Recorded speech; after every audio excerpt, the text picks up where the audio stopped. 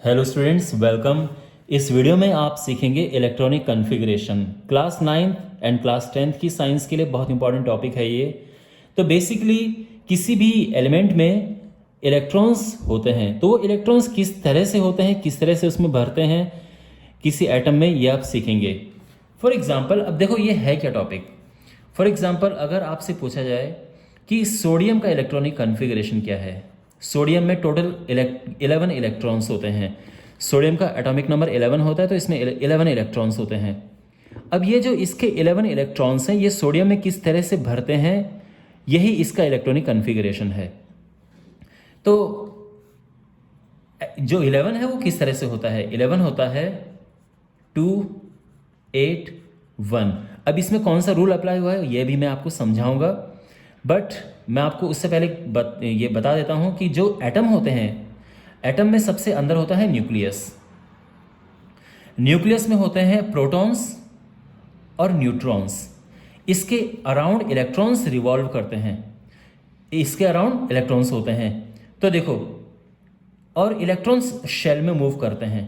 तो एक शेल ये है, फिर एक शेल ये है, एक शेल ये है, और ऐसी शेल्स होती हैं के एल एम एन, इस तरह से शेल्स होती हैं। जो ये शेल है इसमें 2 इलेक्ट्रॉन होते हैं। क्यों 2? तो सबसे अंदर वाली शेल में है 2 इलेक्ट्रॉन, उसके बाद वाली में 8 इलेक्ट्रॉन्स हैं। 1 2 3 4 5 6 7 8, और उसके लास्ट फिर 1 इलेक्ट्रॉन है। तो ये इसका इलेक्ट्रॉनिक कॉन्फ़िगरेशन है। तो बेसिकली अगर पूछा जाए कि किस तरह से शेल्स में इलेक्ट्रॉन डिस्ट्रीब्यूट होते हैं, तो आप बोलोगे कि 2 8 1। और अगर आपको इस तरह से रिप्रेजेंट करना है तो आप ऐसे रिप्रेजेंट भी कर सकते हैं। तो जो 11 इलेक्ट्रॉन है ये 2 8 1 के हिसाब से भरते हैं। तो अब यहाँ पे ये कैसे 2 8 1 हुआ है, यानी इसमें 3 या 4 क्यों नहीं आए, तो इसके रूल्स होते हैं। पहला रूल ये है कि जो सबसे फर्स्ट शेल है, फर्स्ट शेल यानी के शेल, इसमें मैक्सिमम 2 इलेक्ट्रॉन्स होते हैं। 2 से ज़्यादा इसमें नहीं भर सकते हैं पहली वाली में। जो सेकंड शेल होती है एल शेल, इसमें मैक्सिमम होते हैं 8 इलेक्ट्रॉन।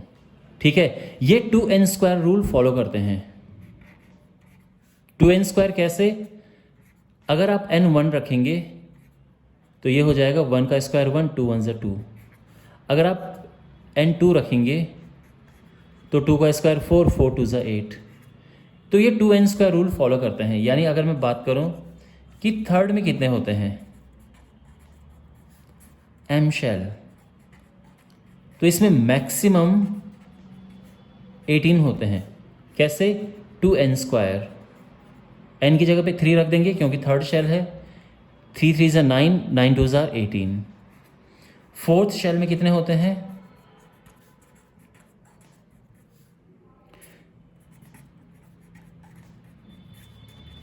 तो इसमें मैक्सिमम 32 होते हैं, और अगेन 2 इंटू 4², और ये हो जाएगा 4 चौको 16, 16 दूने 32।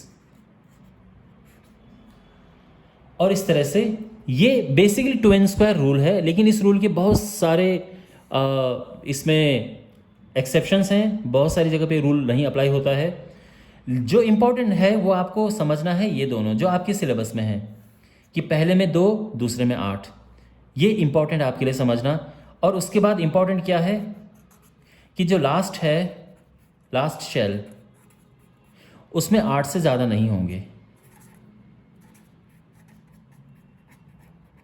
ये ध्यान रखना, सबसे लास्ट शेल में 8 से ज़्यादा इलेक्ट्रॉन्स नहीं होंगे। आपको यहाँ पे इसका you have to keep this in mind. तो ये जो रूल्स हैं, एक ये दोनों रूल्स और ये रूल्स, इनसे ही आपका आराम से इलेक्ट्रॉनिक कॉन्फ़िगरेशन बन जाएगा। ठीक है, तो क्या रूल है? पहले शेल में 2 इलेक्ट्रॉन, दूसरे में 8 इलेक्ट्रॉन, और लास्ट वाले में 8 से ज़्यादा नहीं हो सकते हैं। तो जो आपके सिलेबस में है उसी के हिसाब से यहाँ हम चीज़ें फॉलो कर रहे हैं। फॉर एग्जाम्पल, अगर हम देखें सल्फ़र, सल्फ़र में होते हैं 16। तो 16 कैसे होगा? सबसे पहले में 2 आएगा, फिर 8, 10 हो गए, बचे कितने 6, यहाँ पे 6 आ गए। अब यहाँ पे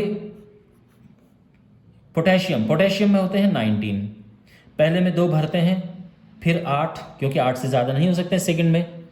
अब तीसरे में हमें भरना है, तो थर्ड में जो है, अब आप ये सोचोगे कि सर थर्ड में तो 9 भरेंगे, वैसे भी आपने बोला है कि जो थर्ड शेल है उसमें 18 तक भर सकते हैं, लेकिन मैंने साथ में ये भी कहा है कि लास्ट में 8 से ज़्यादा नहीं हो सकते हैं, तो इसीलिए यहाँ पे हम भरेंगे 8 और फिर 1, 9 नहीं भर सकते यहाँ पे, ठीक है ना।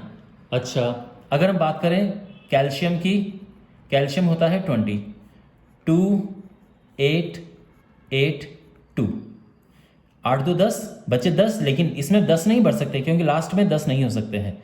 यानी अगर आप ये सोचते कि चलो मैं 2, 8, 10 लिख देता हूँ क्योंकि तीसरे में तो 18 हो सकते हैं, बट नहीं, ये नहीं होगा। क्यों नहीं होगा? क्योंकि लास्ट में 8 से अधिक नहीं हो सकते हैं, तो ये हट जाएगा, इसलिए हमारे पास ये है। मैंने आपको ये इसलिए बोला है कि आपके सिलेबस में 20 तक है, क्योंकि अगर आप सोचोगे कि चलो 21 का करके देखते हैं, तो 21 वाले में आप बोलोगे कि चलो 2 होगा, फिर 8 आएगा, और फिर 8 आएगा, और फिर 3 आएगा।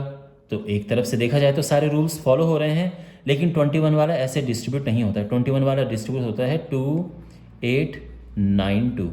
अब ये क्यों है? ये आपके सिलेबस में नहीं है, इसलिए आपको बस 20 तक करने हैं, तो यहाँ से ये हटा दीजिए।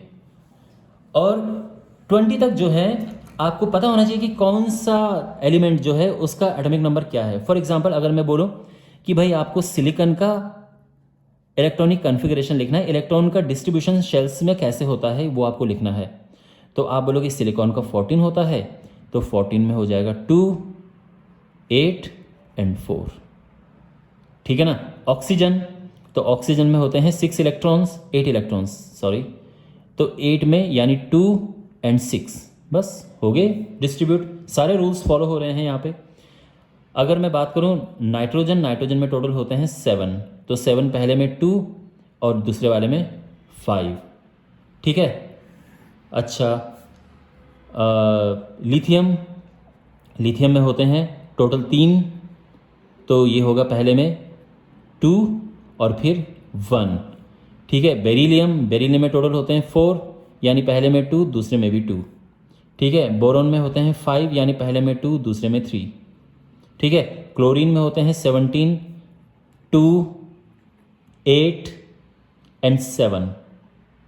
आर्गन 18, 2, 8, 8, ठीक है। 19 वाला ऐसे हो जाता है, ठीक है, यहाँ पे 9 नहीं होता है।